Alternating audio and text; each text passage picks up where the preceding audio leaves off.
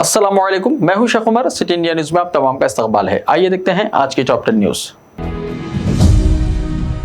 तेलंगाना के मजीद 30 तलबा जंग से मुतासरा यूक्रेन से आज नई दिल्ली पहुंच गए हैं, जहां नई दिल्ली के तेलंगाना भवन में रियासती हुकूमत के ओहदेदारों ने उनका खैर मकदम किया। यूक्रेन पर रूस के हमले और शदीद बमबारी के अलावा यूक्रेन के इंतहाई सर्द मौसम और हालात के दरमियान तेलंगाना के तलबा इंतहाई मुश्किल हालात में यूक्रेन की सरहद पार करके रोमानिया पहुंचे। हिंदुस्तानी सफारत खाने ने तलबा की भरपूर मदद की है। रोमानिया के बुखारेस्ट से खुसूसी तैयारी के जरिए तलबा को नई दिल्ली लाया गया। तेलंगाना भवन में तलबा के क़याम व ताब का एहतमाम किया गया। इनके हैदराबाद वापसी के लिए मुफ्त एयर टिकट का भी इंतजाम किया गया है। ओहदेदारों के मुताबिक शाम तक वो हैदराबाद पहुंच जाएंगे। 4 शंबे को तेलंगाना के 30 तलबा के यूक्रेन से वतन वापसी के साथ तेलंगाना के ताहाल 97 तलबा वतन वापस हो चुके हैं, जो यूक्रेन की मुख्तलिफ यूनिवर्सिटीज में मुख्तलिफ कोर्सेज में तालीम हासिल कर रहे थे।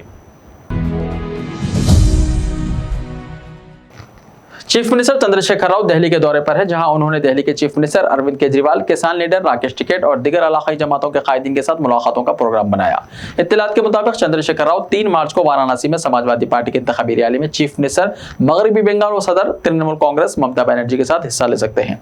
वाराणसी वजीर आजम नरेंद्र मोदी का पार्लिमानी हल्का है। जराये के मुताबिक केसीआर वाराणसी में समाजवादी पार्टी की रैली में हिस्सा लेने का भी कोई मंसूबा सामने नहीं आया है। एक सीनियर कायद ने बताया कि अगर अखिलेश यादव की जानिब से इन्हें मदऊ किया जाता है तो वो अवामी जलसे में शरीक हो सकते हैं, क्योंकि वाराणसी में बड़ी तादाद में तेलुगु बोलने वाले रहते हैं। ममता बनर्जी 2 मार्च को वाराणसी पहुंच रही हैं और 3 मार्च को वो समाजवादी पार्टी की रैली में हिस्सा लेंगी।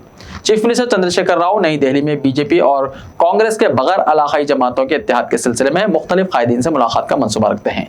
ताहाल पीर से अब तक उन्होंने कौमी दारुल हुकूमत में किसी भी लीडर से मुलाकात नहीं की है।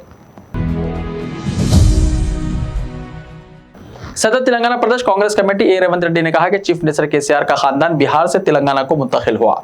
कलवा कुंडला खानदान के सारे तार बिहार से मिलते हैं। आज यहाँ एक प्रेस कॉन्फ्रेंस से खिताब करते हुए ए रेवंत रेड्डी ने कहा कि साल 2008 में केसीआर ने एक टेलीविजन को इंटरव्यू देते हुए इस बात का एतराफ किया था। बावजूद इसके तेलंगाना के अवाम ने केसीआर को 2 मरतबा इख्तिदार हवाले किया, लेकिन तेलंगाना के अवाम में अब डर और खौफ और गैर महफूज होने का एहसास पैदा हो गया है।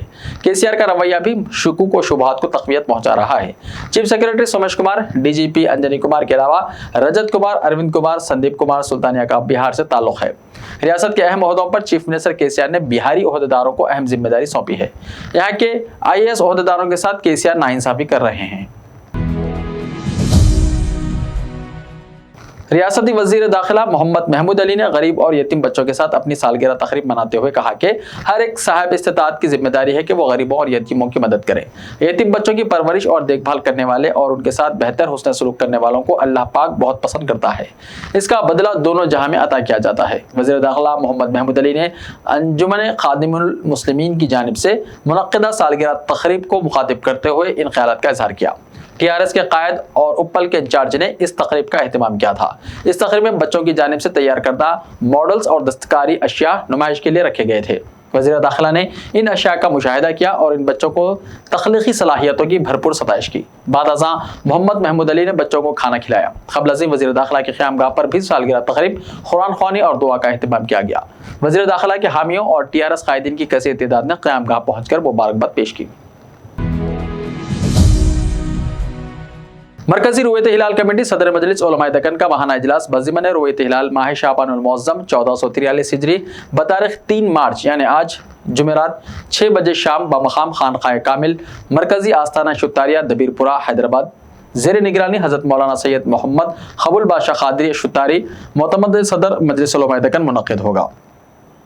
मुअज़्ज़िज़ अराकीन रुयत हिलाल कमेटी से शिरकत की ख्वाहिश की गई है और आम्मतुल मुस्लिमीन से ख्वाहिश की जाती है कि जिस किसी को चांद नजर आए वो फ़ोन नंबर 040-246-03597 पर 8 बजे तक और 8 बजे के बाद फ़ोन नंबरात 040-245-76832 या 040-245-13246 या 040-245-21088 पर या फिर मोबाइल नंबरात 9391964951 या 9866112393 या 90000813 पर रुयत की सूरत में इत्तला दें ताकि शरई शहादत की तकमील के बाद ऐलान किया जा सके। रुयत हिलाल कमेटी ने रुयत के सिलसिले में माखूल इंतजाम किए हैं ताकि हुसूल इत्तलात में सहूलत हो।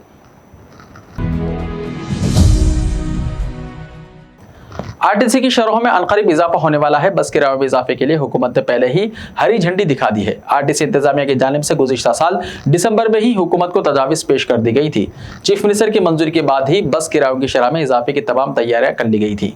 ताहम ताज़ा तौर पर रूसी और यूक्रेन के दरमियान जारी जंग का असर ईंधन की कीमतों पर भी पड़ने लगा है, जिससे आरटीसी इंतजामिया अपनी पहले तैयार करदा तजवीज़ पर दोबारा नजरसानी कर रही है। ओहदेदार नई रिपोर्ट तैयार करने में मसरूफ हो गए हैं। पहली तैयार करदा रिपोर्ट के मुताबिक रियासत के अवाम पर सालाना 850 करोड़ रुपए का बोझ आयद हो रहा था। नई तैयार करदा रिपोर्ट से सालाना 1200 करोड़ रुपए का बोझ आयद होने का इम्कान है।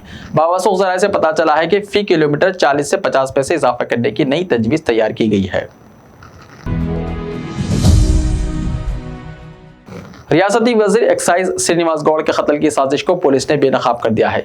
वजीर श्रीनिवास गौड़ और उनके भाई श्रीकांत को सुपारी गैंग के जरिए कत्ल कराने की महबूब नगर से ताल्लुक रखने वाले चंद अफराद ने साजिश तैयार की और फारूक नामी शख्स को 12 करोड़ रुपए सुपारी देने की कोशिश की, जिस पर फारूक ने पेट बशीराबाद पुलिस को इसकी शिकायत की, जिससे साजिश बेनकाब हो गई। इत्तला मिलते ही पुलिस ने एक मुकदमा दर्ज करके वजीर और उनके भाई का कत्ल करने की साजिश करने वाले यादయ్య, विश्वनाथ और नागराजू को गिरफ्तार कर लिया। मुलजिम नागराजू की इत्तला पर दिल्ली में बीजेपी के कायद जितेंद्र रेड्डी के क़यामगाह से पुलिस ने रघु नामी शख्स को गिरफ्तार कर लिया। साथ ही रघु को पनाह देने वाले दीगर 3 अफराद को भी हिरासत में ले लिया गया। पूछताछ के बाद इन्हें रिहा कर दिया गया। कत्ल की साजिश के पहलुओं से साइबराबाद पुलिस ने दिल्ली पुलिस को वाकिफ करवाया। शहर में गुज़िश्ता चंद दिनों के दौरान दर्ज हरारत में बतदरीज इजाफा हो रहा है। चारशंबे को शहर में दर्ज हरारत 37 डिग्री सेल्सियस रिकॉर्ड किया गया, जबकि रात के औकात में शहर के दर्ज हरारत में काबिल लिहाज कमी महसूस की जा रही है। अक़ल तरीन दर्ज हरारत 14.1 डिग्री सेल्सियस मौला अली इलाके में रिकॉर्ड किया गया, जबकि आज़म तरीन दर्ज हरारत 37 डिग्री सेल्सियस मोंडा मार्केट सिकंदराबाद में रिकॉर्ड किया गया। महकमे मौसमियात के मुताबिक आइंदा 3 दिनों में मौसम खुश्क रहेगा। एक अलहदा इत्तला के मुताबिक जुनूबी खलीज बंगाल के वस्ती हिस्सों और मुत्तसिल खत्ते इस्तिवाई बहरे हिंद पर तूफानी गर्दाब सतह समंदर से 5.8 किलोमीटर पर बना हुआ है। इसके ज़ेरे असर 5 मार्च को तेलंगाना, शुमाली साहिली आंध्र प्रदेश और रायलसीमा में बारिश की पेशकशी की गई है।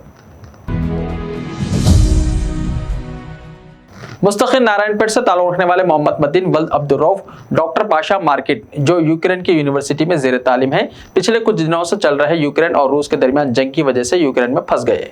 आज उनके वालिद अब्दुल रऊफ से तेलंगाना रियासती बीजेपी सदर और रुकने पार्लियामान बंडी संजय ने वीडियो कॉल के जरिए इन्हें बात करते हुए तफसीलात हासिल की और तयक़ुन दिया कि वो जल्द जल्द इनके बेटे को सही सलामत हिंदुस्तान लाने की कोशिश करेंगे। इस मौके पर नारायणपेट बीजेपी कायदीन ऋतिक पांडु रेड्डी, नंदू नामुजी, रघुराम गौड़, महबूब अली और दीगर मौजूद थे। रूस ने दावा किया है कि इसने यूक्रेन के जनूबी शहर खारसून का मुकम्मल कंट्रोल हासिल कर लिया है। ताहम शहर के मेयर का कहना है कि खारसून अब भी यूक्रेन के हाथ में है और शहर रूसी कब्जे में नहीं है। दरियासना रूसी फौज यूक्रेन में काफी तबाही मचा रही है और मुल्क के कई शहरों में जंग चल रही है।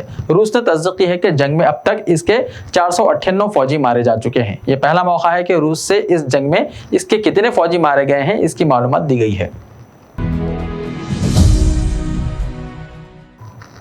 ऐसे ही ताज़ा तरीन खबरों के लिए हमारे इस YouTube चैनल को सब्सक्राइब करते हुए इसके बेल आइकन को प्रेस कर लीजिए। लाइव वीडियोस देखने के लिए प्ले स्टोर से हमारे ऐप सिटी इंडिया न्यूज़ को डाउनलोड करें।